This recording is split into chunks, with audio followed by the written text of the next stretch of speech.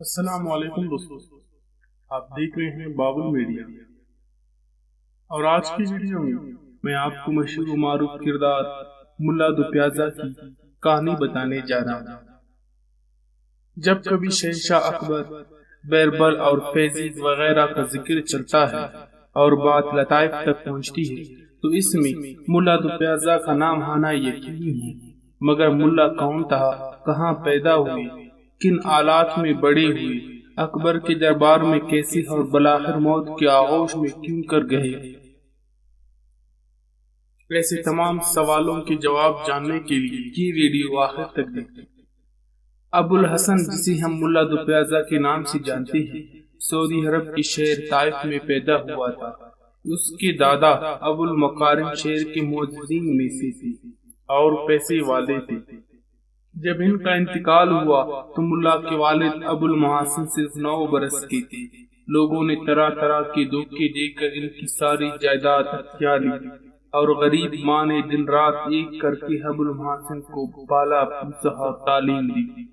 جب وہ 20 برس کے ہوئے تو قبیلہ فاروقی کے ایک سردار عبد الجبار کی بیٹی سراج النساء سے ان کی شادی ہوئی، جو ایسی سلیقہ مند تھی کہ اس نے سارا گھر سنبھال لیا، اور اسی کے مشورے سے ابو المحاسن نے کاروبار شروع کیا۔ سراج النساء کی دلچسپی کی وجہ سے ان کا کاروبار خوب چمکا۔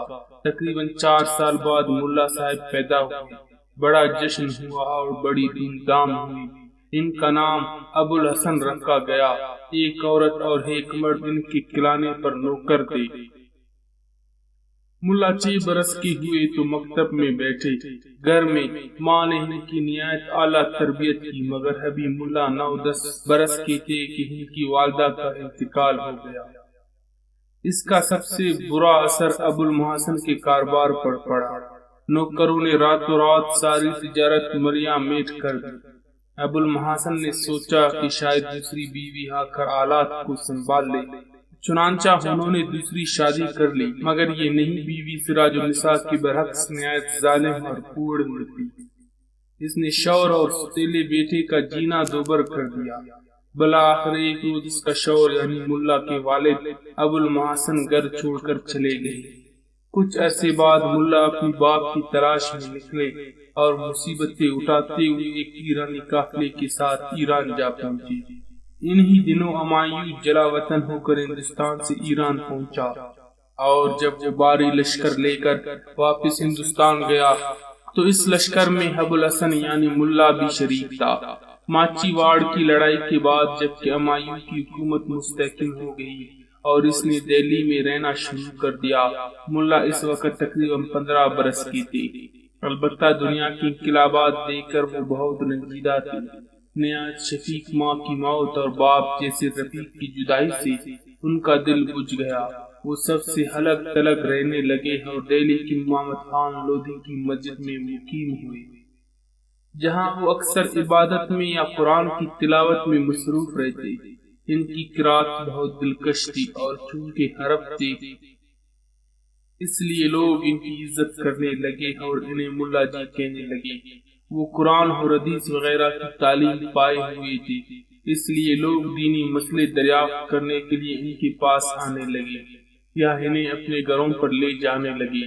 ان کا دل دکھا ہوا تھا مگر مزاج میں خوش طبعی ہمیشہ سے تھی۔ ایک دن ایک امیر کے ہاں ضیافت میں گئے، جہاں دو پیازا پلاؤ بہت پسند آیا۔ بہت خوش ہوئے اور کہنے لگے، سبحان اللہ، کیا عمدہ کھانا ہے۔ اس کے بعد یہ ہوا کہ ملا صرف اسی شخص کی ضیافت قبول کرتے جس کے دسترخوان پر دو پیازا موجود ہوتا۔ ان کی اس اسرار کو دیکھ کر لوگوں نے ملا کا نام دو پیازا رکھ دیا۔ ابو الفضل اور فیضی کو ان سے بہت انسیت تھی۔ دونوں بھائی ملا سے ملنے کے لیے خود مسجد میں آتے یا اگر شہر سے باہر ہوتے تو انہیں خط لکھتے۔ انہی کے تواسط سے ملا اکبر کے دربار میں پہنچی۔ بادشاہ نے انہیں اپنی ملازمت میں قبول کیا۔ وہ اکثر ملا کو اپنے ساتھ رکھتا۔ اس دور کے ملا دو پیازا کے لطیفے اور خصوصاً بیربل سے ان کی 2 چونچے آج تک مشہور ہے۔ ملا 60 برس کے تھے اور ہمیشہ بادشاہ کے ساتھ سفر میں رہتے تھے۔ آب و ہوا کے اختلاف اور سفر کی بے آرامی کی وجہ سے انہیں بخار رہنے لگا۔ اب انہیں ہر وقت اپنی ماں کی صورت نظر آنے لگی اور باپ کا خیال ستانے لگا۔ اکثر اپنی ماں کا نام لیتے اور زار و قطار روتے۔ ادھر بادشاہ کا لشکر کوچ پر کوچ کیے جاتا اور ملا ایک سکپال میں پڑے رہتے۔ ان کی بیماری بڑھتی گئی۔ رمضان کا مہینہ تھا۔ ایک روز ابو الحسن نے اپنی چارپائی پر دم توڑ دیا۔ تمام لشکر میں یہ خبر پھیل گئی۔ اکبر کو بہت رنج ہوا اور وہ خود جنازے پر گیا۔ وہی قریب میں ایک قصبہ تھا جس کو انڈیا کہتے ہیں۔ ملا کو اسی کے قبرستان میں دفن کر دیا گیا۔ اس پر بعد میں کسی نے کہا، واہ بھائی، دو پیازا مر کر بھی انڈیا میں رہے۔ دوستو، اگر آپ کو ہماری آج کی ویڈیو پسند آئی ہے تو ہماری چینل بابل میڈیا کو ضرور سبسکرائب کیجیے۔